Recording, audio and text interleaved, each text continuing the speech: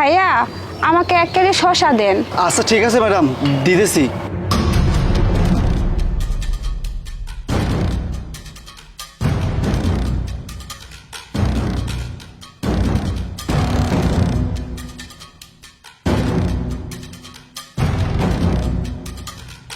Madam এই নিন আপনার 1 কেজি শসা।